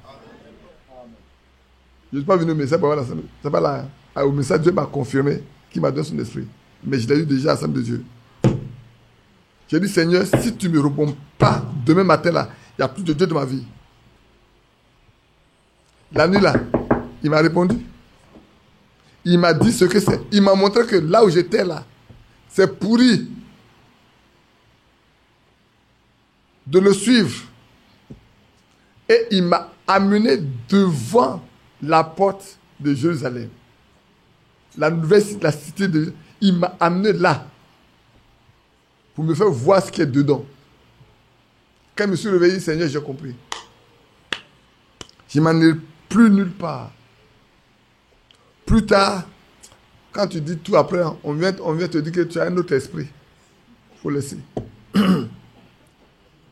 Quand je suis sorti de là, j'ai dit à Corentin, où part-tu à l'église? Où est-ce que part-tu adorer? C'est là qu'il va m'amener chez le frère Isaac, à le Pougon, nouveau quartier. Vous voyez comment Dieu fait sa chose? Il a un chemin tout droit, mais les lignes sont courtes. Et c'est ainsi que moi j'ai rencontré le message. J'ai pu ne pas le rencontrer du tout. Mais Dieu l'a prévu. Dans sa préscience, il sait. Et lequel est déjà? J'ai encore quelques temps. Et comme la fois dernière, quelqu'un de me disait, ou un frère me rappelait, il dit, mais dans les années 90, tu as voulu quitter Abidjan? Je dis oui. Frère, écoutez bien ce que je vous lis ce matin-là. Je ne sais pas pourquoi je vous le lis. Je ne sais pas si quelqu'un a un problème là-dedans ou ça concerne quelqu'un, mais écoutez-moi bien. Alors, on va à l'école, on fait tout. Et puis, avant de sortir, j'ai 3 bourses d'études. Pour pas que j'ai 2 bourses d'études et puis l'autre, je vais chercher. J'ai une bourse pour aller aux États-Unis pour faire un MBA. J'ai une bourse pour aller en France pour faire un 2CS à Toulouse. Et moi, je suis parti à l'ambassade du Canada pour chercher une bourse pour faire l'économie de la mer. Dans mon cœur, j'ai dit, si moi je quitte la Côte d'Ivoire, je n'y viens plus. Aucune des bourses m'a été donnée à la fin. Mon doyen m'a dit, tu n'as pas eu 2 mentions, ta bourse des États-Unis, je la retire. Je te permets d'aller en France pour faire ton 2SS en contrôle de gestion. C'est une matière qui venait de naître. Je me rends compte qu'à la fin, la bourse a été retirée. Je me précipite à l'ambassade du Canada, j'ai la feuille de la bourse, on me la donne. Mais on ne donne pas la bourse à un individu, on la donne à l'État. Un pays ne donne pas la bourse à un individu, il la donne à l'État. Il fallait que mon doyen signe les feuilles pour que on me donne la bourse. Quand je lui ai pris le dossier, il a dit, il ne signe pas. Il ne signe pas. Je n'ai pas compris pourquoi. Et je devais rester à Abidjan. Et j'ai fait mon deuil à Abidjan. Et j'étais le premier à avoir soudé mon mémoire. Et j'ai commencé à travailler. Et donc je vous parlais tout à l'heure que je devais quitter Abidjan. Je voulais quitter Abidjan par la Yamoussoukro. Il y a eu tellement de difficultés dans l'église d'Abidjan. Tellement comme aujourd'hui, c'était tellement tendu que j'ai dit, je quitte Abidjan, je vais m'asseoir à Yamoussoukro. Là-bas, là, je ne prêcherai pas. Je ne conduirai rien. Je ne ferai rien. Je serai comme un membre de l'église et puis c'est tout. Qui sait ce qui s'est passé? Je regarde un peu pour savoir qui c'est. Quadio, il n'est pas encore chose. Hein. L'après-midi qu'on dort, hein. Tu n'as pas encore mangé. Toi, tu sais ce qui s'est passé? Qu'est-ce qu'on a dit? Qu'est-ce qui s'est passé? Hein? Non, c'est pas lui. C'est l'année où Alassane Ouattara va faire le salaire à double niveau. Les anciens enseignants, je vais envoyer déjà ma demande hein, pour enseigner à l'INSET. Les nouveaux enseignants doivent avoir la moitié des salaires des premiers enseignants. J'ai dit, mais attends. D'abord, mon salaire est supérieur au salaire des enseignants. Ce que j'ai là, c'est supérieur au salaire que les autres ont. Encore si on va me donner la moitié de ce que les autres ont, mais je parle pas de mon temps. Je vais accepter de rester là pour souffrir. Voilà pourquoi je ne suis pas passé sur les Abidjan. Mais plus tard, j'ai compris pourquoi. Ni à l'extérieur du pays, je ne suis pas parti. Ni à l'intérieur de la Côte d'Ivoire, je ne suis pas sorti. Je suis à Abidjan. J'ai compris pourquoi. Plus tard. C'est ce qui m'a poursuivi aujourd'hui. Hein. Donc, tout ce que je devais vivre là, tous les chemins par lesquels je devais passer là, comme l'a dit dans le psaume 139, tout avait déjà été écrit, moi, il ne savait pas. En ce moment, il ne savait pas, c'était comme ça. Je vais le dire. Comme quelqu'un disait, sans toi, l'église n'aurait pas été équilibrée. Sans toi, l'église n'aurait pas été équilibrée. Et c'est vrai. Il y a longtemps, c'est devenu une dénomination. Hein. Ça, je le dis très haut et fort aujourd'hui. L'église, c'est devenu une dénomination. Ce message qu'on a dans lequel on s'est devenu une dénomination. On n'est pas loin non plus. Revenons à notre sujet. Éphésiens 5, comme on le disait. Afin de la sanctifier, la purifiant et en la lavant par l'eau de la parole. Pour faire paraître devant lui cette église glorieuse, sans tache, ni ride, ni rien de semblable, mais sainte et irréprochable. Quoi? Elle va être sainte et irréprochable, cette église? Mais que doivent être les élus? De les élus pour qu'ils deviennent quoi? Saint et irréprochable. Frère, si quelqu'un est élu, il fait partie de cette église-là, que le Seigneur lui-même va faire paraître. Il ne va pas faire passer ça devant quelqu'un, il va faire passer ça devant lui. Glorieuse, sans tache, ni ride, ni rien de semblable. Vous tous qui ferez partie de cette église, frères, vous serez sans tache. On ne pourra rien vous reprocher. Vous aurez un aspect très glorieux. Vous serez pur. Il n'y a aucun ride. La fois dernière, on avait eu une tache. Et puis j'ai dit, elle est très petite. J'ai dit, mais cette tache-là, si elle tombe sur un habit noir, on ne la verra pas.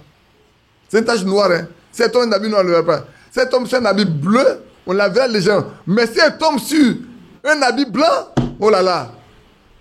Frère, nous devons prier pour que le Seigneur tienne notre robe toute blanche. Amen.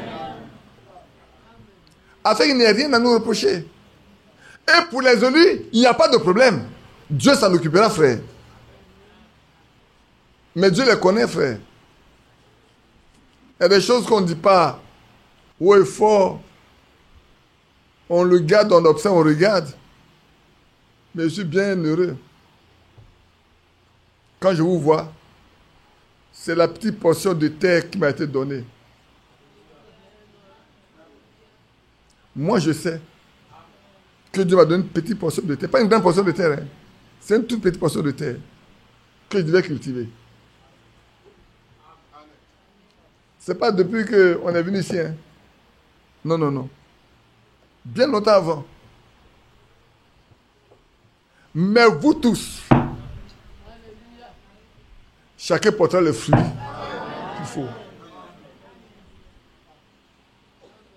Si ce que j'ai vu vient de lui, chacun de vous portera le fruit qu'il faut. Ne nous en faisons pas. C'est lui qui détermine le chemin par lequel nous passons. Nous serons une une église glorieuse, sans tache, ni ride, ni rien de semblable, mais sainte et irréprochable. Oh, le verset 7 là, vous savez, le verset 7 là, quand je lisais ça, j'ai mis dessus. J'ai dit, pour faire paraître, écoutez bien, même, pour faire paraître devant lui. Est-ce qu'on n'a pas déjà parlé de paraître avec lui? On n'en a pas parlé? Nous devons paraître avec lui. Celui qui veut paraître avec lui, lui-même se purifie de tout péché. Nous devons nous purifier comme lui il est pur. Parce qu'il veut que nous paraissions avec lui. Quand Christ, notre vie paraîtra, alors nous paraîtrons avec lui. Colossiens 3. Quand Christ, ta vie paraîtra, il est ta vie. Quand ta vie paraîtra, tu paraîtras cette vie-là. Et ici, ceux qui doivent être sa vie, il les a prédestinés depuis longtemps. Il les a élus depuis longtemps. Il les a préparés depuis longtemps. On ne fait que voir une partie du film. Frère, si tu es un élu, maintenant je vais dire une chose. Christ est-il un élu? Christ a été élu. Il a été élu fils de Dieu. Et si tu es fils de Dieu, tu es élu fils de Dieu, sa vie qui est en lui sera en toi. Amen. Mais c'est peut-être qu'il est venu. Il est venu verser son sang pour partager sa vie avec nous. Oh, je ne vais pas me précipiter, allons doucement, doucement. Quand on va arriver là, au choix, à ce qu'il se donne lui-même là, on va arriver là. Ici, parlons seulement des conditions. Il manifeste son amour. Il nous prouve le fruit de l'amour qu'il manifeste pour nous. En faisant de chacun de nous un homme, une femme qui doit être sans tache, ni ride, ni rien semblable, pur et irréprochable, saint devant lui. Parce qu'il veut se faire lui-même. Il veut se présenter à lui-même, non pas au monde. Christ n'a pas dit qu'il va vous présenter au monde. Il veut se présenter à lui-même, ce qui vous êtes. Le monde ne peut pas comprendre. Frère, est-ce que le monde a reconnu Pierre? Non. Le monde a reconnu Paul? Non. Le monde a-t-il reconnu l'église au temps des apôtres? Non. Si l'église au temps des apôtres n'a pas été reconnue, c'est que ceux qui font partie de cette église n'ont pas été reconnus. Demain, vous aussi, on ne vous reconnaîtra pas. Mais il y a un qui les connaît, c'est Christ. De même qu'il les a reconnus et qu'il les a défendus, il les a protégés. Quelqu'un disait, ben, si Dieu est un bon Dieu, pourquoi il a croisé ses deux mains sur son ventre, regardant les enfants être menés à la boucherie? Mais la loi de Dieu est sa loi. Il ne fait pas le contraire de ce qu'il a dit. N'a-t-il pas dit à Paul que tu es un instrument? On en parlera. Est-ce que ce n'est pas un instrument dans ma main? Je lui montrerai ce qu'il souffrira. N'a-t-il pas dit que ceux qui viennent là, ils doivent avoir tout, y compris les tribulations? Vous aurez un père, une mère, des frères, des soeurs, des chers, tout. Mais ça va s'ajouter quoi? La persécution, la tribulation. Donc c'est déjà dit. Dès lors c'est dit, frère, dès lors c'est sorti, vous devez vous attendre à ce que ça se reproduise. Quand une chose sort dans la parole de Dieu, frère, attendez-vous que cela ait lieu. Croyez cela, elle va avoir lieu. Qui comprend ce qu'on dit? Qui perçoit bien ce qu'on dit? Je veux que ça soit très clair pour chacun de nous. Pour que nous sachions que pour les élus, Dieu fait une chose très particulière, frère. Et on a été élus avant la fondation du monde. Il nous a prédestinés à être ses enfants. Le péché est venu, quoique avant la fondation du monde, il a élu, mais le péché est venu pour chercher à briser ça. Il n'a pas permis que le péché brise. Il a décidé lui-même de rétablir le pont, de remettre de l'ordre. Et par Christ, il a établi le pont pour nous adopter, pour que nous devenions, au lieu d'être des fils et des filles d'hommes, on devient des fils et des filles du Dieu vivant. Amen. On n'appartient plus au monde. On appartient à Christ. On appartient au Dieu vivant. À celui qui a décidé d'avoir des enfants, on lui appartient. Il a fait nous ses enfants. Il nous a adoptés. Et comme on dit, frère, s'il nous adopte, il mettra en nous tout ce qu'il faut pour que nous puissions gérer. Tout à l'heure, le frère dit, mais le temps est arrivé où nous aussi, nous allons faire comme ce que l'apôtre Pierre a dit. on ne va pas laisser tout pour s'occuper à la table. Donnons-nous la possibilité d'avoir le temps pour la prière et pour la parole. Parce que ceux qui ont le ministère, ils ont le ministère de la parole. Et s'ils ont le ministère de la parole, ils ne doivent pas oublier de prier. Ils doivent se donner le temps pour prier.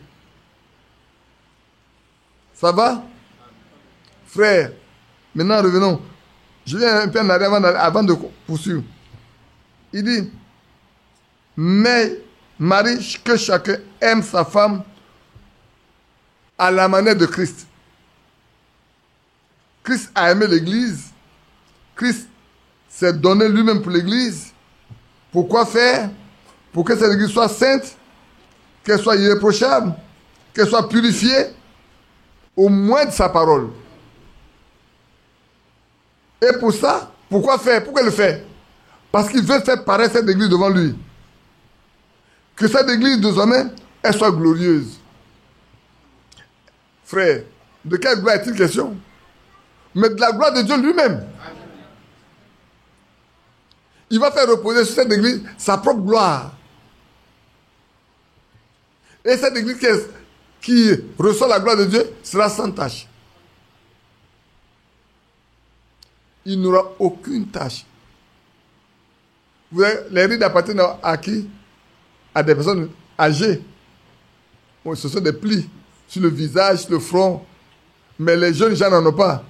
Prenez un jeune homme, prenez un enfant et prenez son père, vous allez vous rendre compte. L'autre n'a aucun ride, il n'y a rien du tout, tout est net. Mais prenez son père, s'il a 60 ans déjà, ou 75 ans, 70, 75 ans, vous allez voir, les plis commencent à venir. Alors qu'avant, il n'y en avait pas. Et ces plis-là, il dit, vous n'en aurez pas. Il n'y aura pas de rides. Et rien de semblable. Mais vous serez sainte et irréprochable. Frère, moi, cela me réjouit de voir seulement que... Laissez-moi lire quelque chose, frère Branham, puis on va s'arrêter pour cet après-midi. Permettez de lire pour vous, dans la parole parlée la semaine originale. Laissez-moi lire après.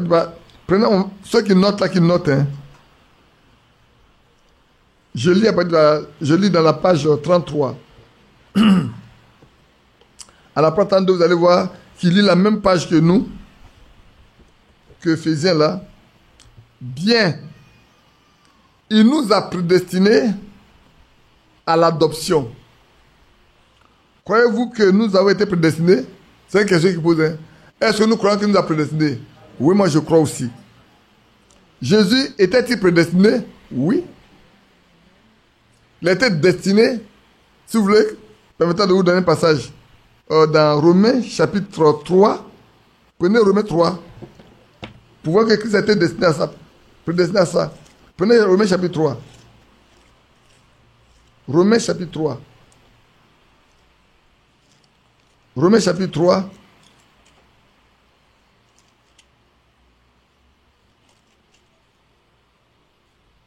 Où est-ce que tu es, Romains chapitre 3? Le verset 25, oui. C'est lui que Dieu a destiné. Pas quelqu'un d'autre. Hein.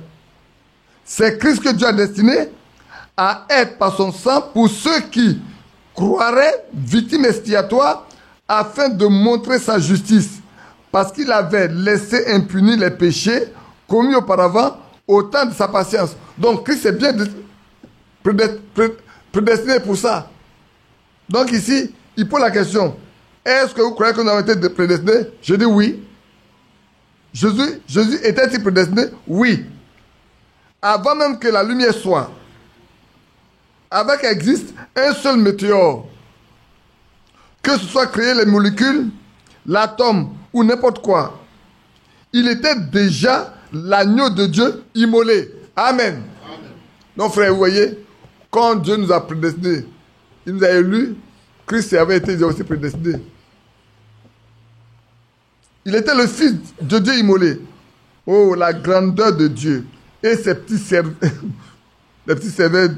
d'oiseaux couvés dans ces petites fabriques de surnaturel. De par ici, qui essaient de discuter ces choses. Il y en a qui discutent la prédestination. Frère Madame ridiculise un peu ceux qui discutent que la prédestination n'existe pas. Oui, Christ a été prédestiné, nous on a été destinés à ça. à croire en lui. Bien. Écoutez bien ici, frère. Les croyants de la parole et l'esprit doivent être un. Qui a compris? Qui n'a pas compris? Qui n'a pas compris? Levez la main si vous n'avez pas compris. Qui a compris? À ce moment-là, je vous demande de vous lever. Hein. Le professeur n'a pas compris ce que j'ai lu, non? Tu n'as pas fait attention. Bon. Les croyants de la parole et l'esprit doivent être... Non. Les croyants de la parole et l'esprit doivent être un. Donc, non. Si vous croyez à la parole, on ne peut pas être différent d'esprit. Parce que celui qui révèle la parole, c'est l'esprit. Et celui qui habite en vous. Celui qui a le Saint-Esprit ne peut pas nier la parole de Dieu. C'est pour ça que ceux qui croient la parole et l'esprit doivent être un. Et il se dit, maintenant il va donner trois éléments. Les croyants, la parole et l'esprit sont absolument un. Si tu es un croyant de la parole, tu ne peux pas être différent de l'esprit.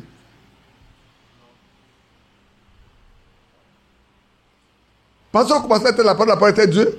Et la parole était Dieu. Et Dieu est esprit. Donc la parole est esprit. Ma parole est esprit et vie. N'est-ce pas? Si ma parole est esprit et vie, que tu crois la parole, mais écoute, tu n'es pas différent de l'esprit. Puisque tu crois la parole qui est esprit et cette parole habite en toi. C'est compliqué ça, non? Pour certains. Je sais qu'à l'église, un religieux, il ne comprendra pas du tout. Dit que toi et la parole, vous êtes un, et que vous êtes un avec l'esprit, formé un seul, il ne peut pas croire. Mais ceux qui sont prédestinés croient. Ils comprennent, ils croient. Pourquoi? Parce que la parole est l'esprit. Et celui qui croit la parole vient habiter en lui. Si vous croyez ma parole, mon Père et moi, mon Père vous l'aimera, et nous venons à vous, et nous ferons notre demeure chez vous. Alléluia. Sanctifie-les par ta vérité, car ta parole est la vérité. Et quand nous sommes sanctifiés, il dit, il faut qu'ils soient un comme toi et Père. Moi, nous sommes un. Ainsi, frère, aujourd'hui, pour tous ceux qui sont enfants de Dieu, pour tous ceux qui sont prédestinés, qui croient la parole, ils doivent être un avec l'esprit. Vous ne pensez pas par vous-même. Vous n'utilisez pas votre propre intelligence. N'est-ce pas merveilleux? La pensée qui est en Christ est en vous. Qui croit cela? Frère, qui croit cela? Si la pensée qui est en Christ est en vous, vous ne devez pas avoir une autre pensée. Je vais dire une chose, frère. Pourquoi avons-nous des pensées mauvaises, les frères, les uns envers les autres? Est-ce la pensée qui est en Christ? Non. Nous devons avoir la même pensée que lui. Donc, on ne peut pas avoir une pensée qui soit mauvaise envers un frère ou envers une soeur. Ce n'est pas possible. C'est pour ça qu'au début, quand il y avait beaucoup de gens, frères, nous ne devons pas avoir de mauvais sentiments envers qui que ce soit. Nous devons avoir de bons sentiments. Parce que soyons parfaits comme notre Père Céleste est parfait. Il fait lever le soleil, il fait lever son soleil et il fait pleuvoir sur les bons et les méchants. Et si quelqu'un est de Dieu, il ne peut pas faire contrairement à ce que Dieu fait. Il ne peut que faire ce que Dieu fait. Je continue. La pensée qui est en Christ est en vous. La pensée est en Christ et vous prenez la parole exactement comme il a fait, car il était la parole. Je reprends ici que c'est un peu difficile à comprendre. La pensée est en Christ. Et vous pensez la parole exactement comme lui l'a fait. Chacun de nous pense, si nous avons la parole à nous, nous pensons selon la parole comme lui l'a pensé selon la parole. Car il était la parole. Et si la pensée de Christ est en vous, vous êtes la parole. Vous êtes la parole vivante de Dieu et vous êtes son représentant ici, sur la terre. Ah, arrêtons-nous ici, ça devient fort pour chacun de nous. Hein. Frère, ici le frère nous dit que chacun de nous qui avons la parole en nous et qui avons Christ en nous, nous sommes le représentant de Dieu ici-bas. Comment devons-nous conduire? Comme Christ est conduit. Oui, frère. Nous devons nous conduire comme tous ceux qui ont eu le même privilège que nous sont conduits. C'est de cette façon que nous devons nous conduire. Tout doit être comme la Bible le dit. Marcher comme Christ a marché. Et ça veut dire l'apôtre Paul veut dire, soyez mes imitateurs, car je le suis de Christ. En d'autres termes, l'apôtre Paul peut nous dire, moi, je ne suis rien d'autre que Christ. Je vis comme Christ a vécu. Donc, imitez-moi, professez comme Christ a vécu. Et Paul peut dire, désormais, si je vis, ce n'est plus moi qui vis, c'est Christ qui vit sa vie en moi. Donc, je suis Christ. Je suis la parole. Et nous devons être Christ. Et ce passage, cette Bible doit être à nous. Cela ne doit pas être différent, frère. Ça doit être une réalité. C'est pour vous, c'est pour nous les élus, frères. C'est pour ceux qui ont été élus avant la fondation du monde et qui ont été prédestinés à être semblables à son image. Frère, que le Seigneur m'aide à le rendre comme je l'ai compris auparavant.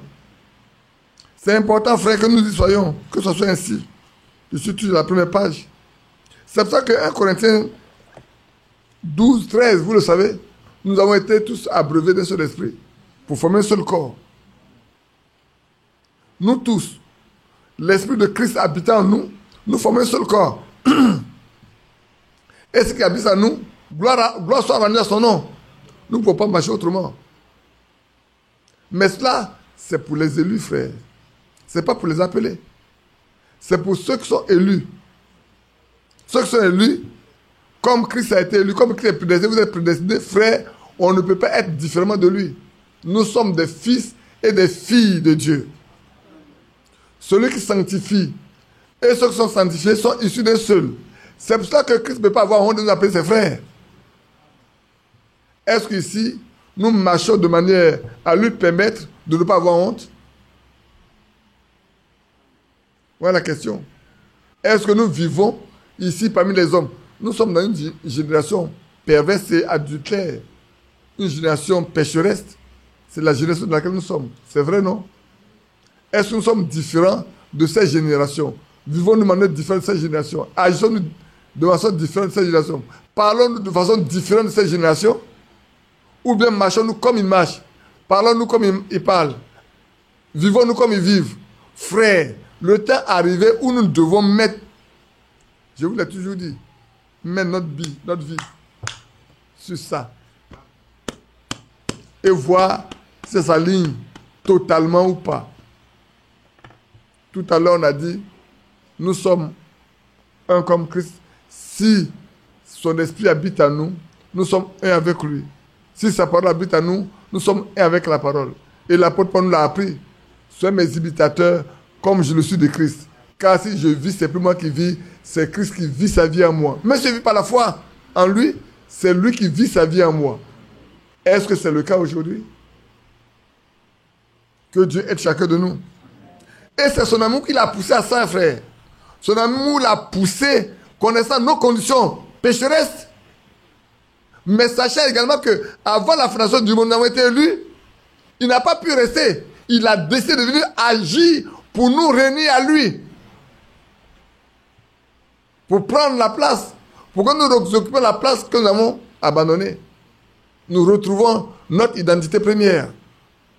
C'est vrai. Chacun de nous doit passer par là. Frères, désormais, nous n'avons plus vu comme le monde vit, parler comme le monde. Marcher comme le monde. Agir comme le monde. Nous devons agir comme les fils et des filles de Dieu ont toujours agi. C'est vrai. Je sais que ça pose beaucoup de problèmes pour certains. Mais aussi longtemps on n'arrive pas à ce niveau-là, frère, je pense qu'on va y arriver. Je veux même pas, on va tous y arriver. Parce que celui qui a décidé de le faire, il le fera pour chacun de nous. Et c'est vrai. Donc, Christ, comme le verset le dit, je le redis, C'est lui que Dieu a destiné à être par son sang pour ceux qui croiraient victime expiatoire. Pour vous, que le Seigneur sait, il sait que vous allez croire. Alors il a destiné à être la victime expiatoire afin de montrer sa justice. Parce qu'il avait laissé impunis les péchés commis auparavant au temps de sa patience, au temps de Noé. Mais en notre temps, il a décidé de nous ramener à la vérité pour qu'il ait la possibilité de punir, frère. L'apôtre Paul disait que quand votre obéissance sera parfaite, alors nous allons pouvoir punir les autres. C'est vrai. Si nous qui sommes là, notre obéissance est parfaite, vous verrez que Dieu va punir ceux qui ne vont pas marcher avec. Mais aussi longtemps, nous traînons les pieds. Il va être passé avec nous. Mais atteignons la perfection. Alors vous verrez comment ça va se passer. Si un traîne les pieds alors qu'il est destiné à la vie, il va le ramener à la raison. C'est vrai. Que Dieu nous bénisse. Je peux encore continuer un peu, lire quelque chose? Oui, j'ai encore quelques minutes. Pour nous, frères, pour que nous puissions occuper la position que Dieu nous a réservée avant la fondation du monde, que le diable a voulu nous ôter, il s'est donné lui-même volontairement. C'est pour toi, c'est pour moi que Christ s'est donné. C'est vrai ou c'est faux? Il a dit, je donne ma vie. Personne ne me l'ôte. Je la donne pour la récupérer après. Pour nous, il a donné sa vie. On peut aller dans Jean 10. Prenez Jean chapitre 10. Moi, le verset 15 au verset 18. Et on va s'arrêter là pour nous arrêter l'après-midi et revenir l'après-midi. Jean 10. Le Seigneur a mis tout à disposition pour que nous puissions retrouver notre position initiale. Il n'a rien laissé de côté, frère. Il dit, verset 15.